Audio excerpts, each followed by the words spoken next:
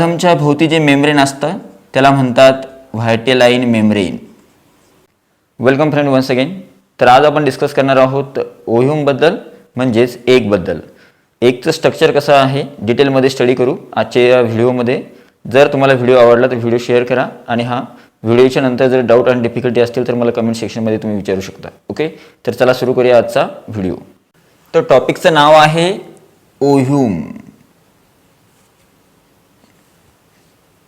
ओह्यूमला egg सुद्धा म्हणतात, female egg. ठीक आहे. तर सगळ्यात अगोदर ओह्यूमची डायग्राम किंवा स्ट्रक्चर बघू कसं असते कसं नाही. तर सर्वात अगोदर ओह्यूमच्या आतमध्ये जे असतं त्याला म्हणतात व्हायटेलाइन मेम्ब्रेन.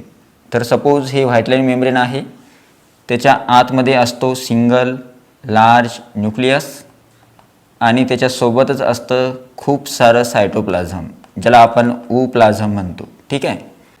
नंतर असते सेकंड मेम्ब्रेन आणि सेकंड मेम्ब्रेनचं नाव आहे झोना पेलुसिडा.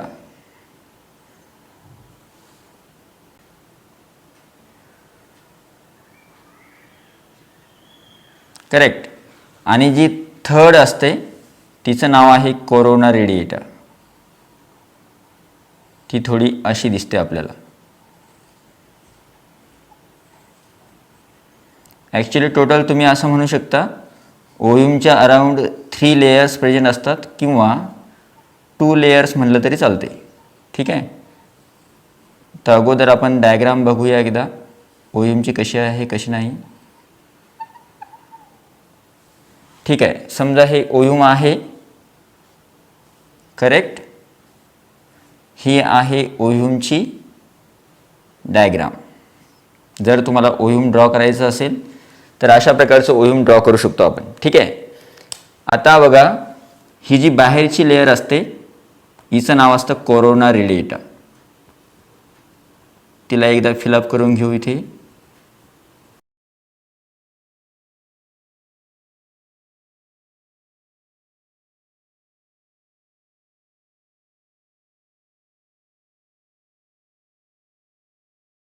तर अशा प्रकारे आपण कोरोना रेडिएटा जी लेयर आहे ती इंडिकेट केली आहे इथे. ठीक आहे.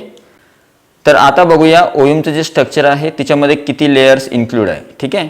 तर सगळ्यात बाहेरची जी असते तिला म्हणतात कोरोना रेडिएटा. सगळ्यात अगोदर ही लेयर लक्षात ठेवायची. ठीक आहे. आपण इंग्लिशमध्ये सुद्धा समरी बघणार आहोत पण थोड्या वेळानंतर. सेकंड जी लेयर आहे हिचं नाव आहे झोना पेलुसिडा. करेक्ट. ओप्लाझमच्या भोवती जे मेम्ब्रेन असतं त्याला म्हणतात व्हायटेलाइन मेम्ब्रेन. हे खूप महत्त्वाचं असतं. आणि आतमध्ये जे आहे तर आतमध्ये जे पार्ट आहे त्या पार्टला म्हणतात सायटोप्लाझम आणि ओह्यूमचं सायटोप्लाझम म्हणजेच ओप्लाझम. ठीक आहे. आणि हा जो आहे हा आहे न्यूक्लियस. ओह्यूमचा न्यूक्लियस जो असतो तो हॅप्लॉइड असतो. ठीक आहे. कारण की त्याच्यामध्ये फक्त 23 क्रोमोझोम्स प्रेझेंट असतात. आता काय बघायचं आहे बघा, इथे जो पार्ट आहे इथं पोलार बॉडी असते. पोलार बॉडी एकही असू शकते किंवा कधी कधी दोनही असू शकतात. सध्या तरी आपण एक पोलार बॉडी दाखवू इथे. ठीक आहे. आता पूर्ण स्ट्रक्चर आहे ओह्यूमचं आपल्यासमोर. ठीक आहे. आता समरी स्टार्ट कशी करायची, कोरोना रेडिएटा लेअरपासून आपण आतमध्ये स्टडी करत जाणार आहोत. ठीक आहे. तर सगळ्यात अगोदर आता कोरोना रेडिएटा जी लेअर आहे तर हिला आउटर आणि थिक लेअर म्हणतात. Corona radiata is outer and thick layer. म्हणजे कोरोना रेडिएटा बाहेरची लेअर असते आणि थोडी जाड असते. ठीक आहे. झोना पेलुसिडा जी आहे हिला तुम्ही मिडल मोस्ट म्हणू शकता किंवा इनर मोस्टही म्हणू शकता. आणि ही थोडी पातळ असते म्हणजे it is thin in nature. Okay. Corona radiata जी आहे हिच्यामध्ये सेल्स थोड्या रॅडियली अरेंज असतात आणि सेलमध्ये कोणतं ॲसिड असतं, हायलोरोनिक ॲसिड प्रेझेंट असतं. It contain cells and cell contain hyaluronic acid. आता कोरोना रेडिएटा बाहेरची लेअर आहे मग हिचं फंक्शन असतं प्रोटेक्शनचं आणि हिच्यामध्ये कोणतं ॲसिड भरलेलं असतं, हायलोरोनिक ॲसिड भरलेलं असतं.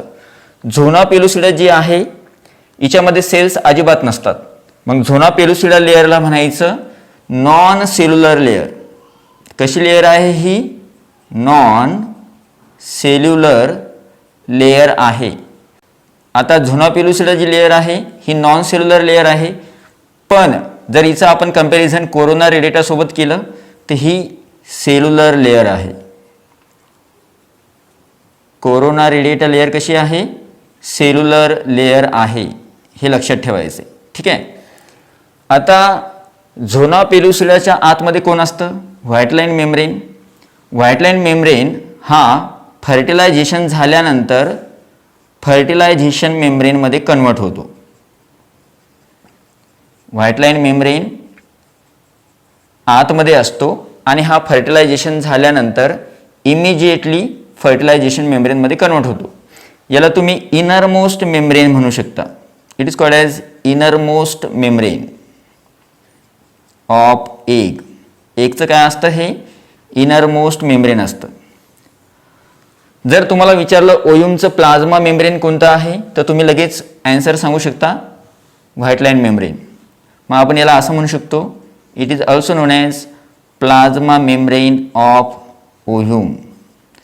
ओह्यूमचं कोणतं मेम्ब्रेन म्हणतात? याला प्लाझ्मा मेम्ब्रेन. ठीक आहे. आता व्हाईट लाईन मेम्ब्रेनच्या आतमध्ये कोण आहे? तर व्हाईट लाईन मेम्ब्रेनच्या आतमध्ये असतं cytoplasm. Inside the vitelline membrane large amount of cytoplasm is present.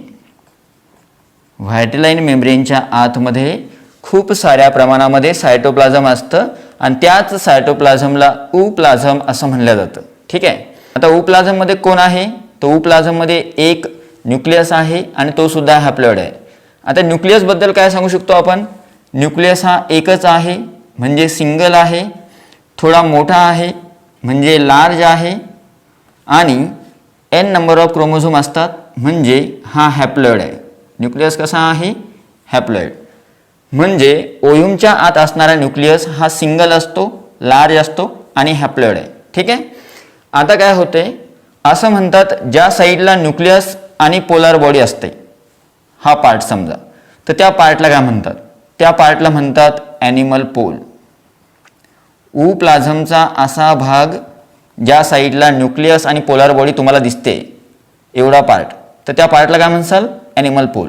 आणि समजा इथून खालचा जर बघितला आपण, इथून खाली, तर अलीकडचा जो पोर्शन आहे खालचा, या पोर्शनला तुम्ही म्हणू शकता व्हेजिटल पोल. कोणता पार्ट आहे हा? Vegetal pole. म्हणजे उप्लाझम दोन भागामध्ये डिवाइड होतं. Some part is known as animal pole and opposite part of animal pole is known as vegetal pole. Okay. आता बघूया. इथे बघा, झोना पेलुसिडा आणि व्हाईट लाईन मेम्ब्रेनच्या आतमध्ये इथे पर्टिक्युलर स्पेस आहे किंवा जागा आहे छोटी. ठीक आहे. मग या पर्टिक्युलर स्पेसला किंवा या छोट्या जागेला काय म्हणू शकतो आपण? या छोट्या जागेला, जिच्यामध्ये पोलार बॉडी दिसते आपल्याला, या छोट्या जागेला म्हणतात pre white line space. Pre white line space म्हणजे अशी जागा जी झोना पेलुसिडा आणि व्हाईट लाईन मेम्ब्रेनच्या मधात आहे, त्या जागेला काय म्हणतात? प्री व्हाईट लाईन स्पेस म्हणतात. ठीक आहे. आणि या प्री व्हाईट लाईन स्पेसमध्ये कोण असतं? तर प्री व्हाईट लाईन स्पेसमध्ये असतात पोलार बॉडीज. ठीक आहे. कधी कधी एक पोलार बॉडी असते आणि oogenesis कंप्लीट झाल्यानंतर दोन पोलार बॉडीज इथे प्रेझेंट असतात. सध्या तरी एक पोलार बॉडी इथे आहे. ठीक आहे.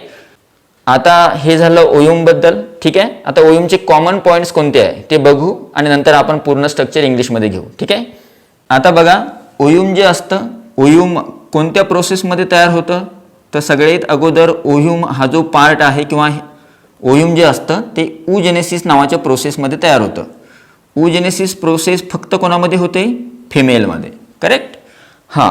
आता ओह्यूम जे आहे, ओह्यूमला लार्जेस्ट सेल म्हणतात ह्युमन बॉडीची. Ovum is known as largest cell of human body. मानवी शरीराची सर्वात मोठी पेशी म्हणून ओळखतात ओह्यूमला. का? कारण की याची साईज असते नियर अबाउट 100 मायक्रॉन. इतकी साईज असते कोणाची? ओह्यूमची.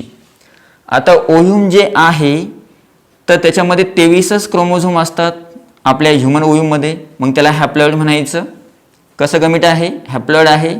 एका सेलपासूनच ओह्यूम बनलेलं असतं म्हणजे युनिसेल्युलर असतं ओह्यूम. करेक्ट. आणि न्यूक्लियससुद्धा एकच आहे, मग तुम्ही त्याला युनिन्यूक्लिएटेड म्हणू शकता. बरोबर. आता ओव्ह्यूमला काय म्हणतात, तर ओव्ह्यूमला फिमेल गॅमेट म्हणलं जातं. Ovum is known as female gamete. जो सजीव रिप्रोडक्शन दाखवतो, सेक्शुअल रिप्रोडक्शन, तर त्याला गमेट फॉर्म करावे लागतात. बरोबर.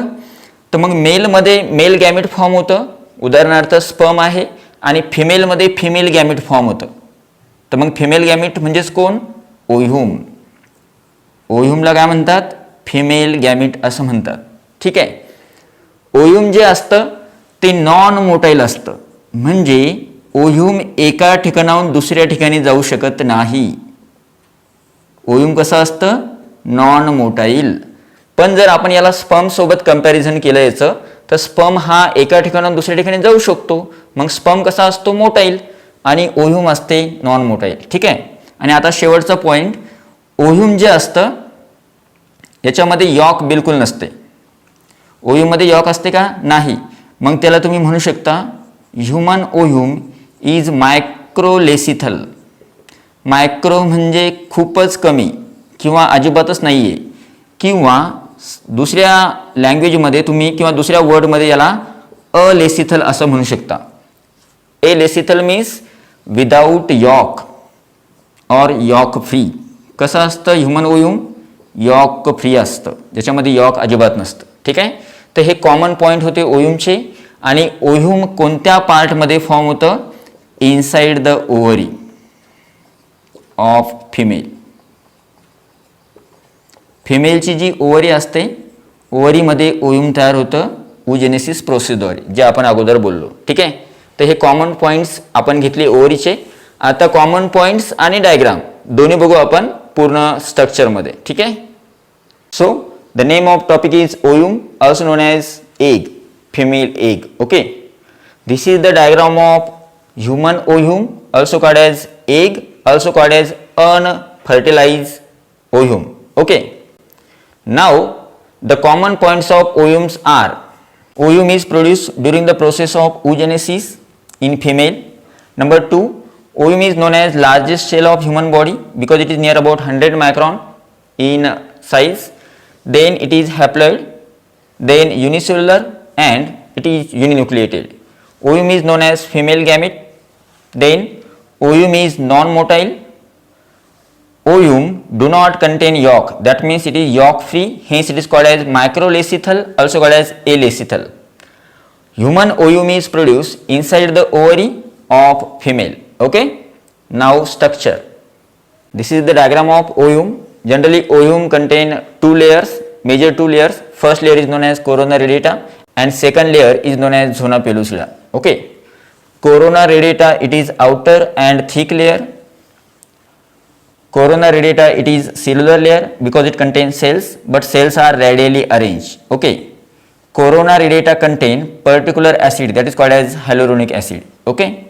Below corona radiata, second layer is present known as zona pellucida. It is middle layer and it is thin in nature. Generally zona pellucida, it is non-cellular layer. Okay. And below zona pellucida, white line membrane is present. White line membrane is immediately convert into fertilization membrane after the entry of sperm. But generally white line membrane is known as plasma membrane of ovum. Okay. White line membrane is also known as innermost membrane. Inside the white line membrane, large amount of cytoplasm is present known as ooplasm. Okay. Ooplasm contain single, large and haploid nucleus. Okay. The nucleus of ovum is generally haploid because it contain only 23 number of chromosome. Okay. Ooplasm divide into two parts. Some part of ooplasm contain nucleus and polar body known as animal pole, and the opposite part of the animal pole known as vegetal pole. Okay. This is the diagram of unfertilized ovum. That means at this stage ovum is not fertilized. Okay. In between zona pellucida and white line membrane. So here it is. The membrane is known as zona pellucida and this membrane is known as white line membrane. In between zona pellucida and white line membrane, small space is present known as pre-Whiteline space, and pre-Whiteline space contain polar bodies. Okay, sometime one polar body is present, and after oogenesis two polar bodies are present in pre-Whiteline space. Okay, and one more thing, generally Whiteline membrane and zona pellucida is produced by ovum itself, but the corona radiator layer is produced by follicular cells. Okay, so this is the common structure of female ovum. Okay, I hope you can understand it very well. Okay, if you have any problem then ask me in comment section. Okay, so friends, तुम्हाला जर video आवडला असेल तर व्हिडिओला share करा तुमच्या मित्रांसोबत, आणि जर तुम्हाला काही डाऊट आणि डिफिकल्टी असतील तर मला कमेंट सेक्शनमध्ये तुम्ही विचारू शकता. ओके, तुम्हाला जर व्हिडिओ युजफुल वाटत असेल तर तुम्ही चॅनलला सबस्क्राईब करू शकता, कारण की असेच रेग्युलर युजफुल व्हिडिओज तुम्हाला मिळत राहावे म्हणून. आणि सबस्क्राईब करताना तुम्ही नोटिफिकेशन बेलला ऑन करा, कारण की नेहमी तुम्हाला नोटिफिकेशन मिळेल प्रत्येक व्हिडिओचं. तुम्हाला जर अजून काही व्हिडिओ बघायचे असतील तर तुम्हाला वर आय बटनमध्ये किंवा व्हिडिओच्या लास्टमध्ये सुद्धा व्हिडिओ मिळून जातील. आणि व्हिडिओ बघितल्याबद्दल थँक्यू सो मच.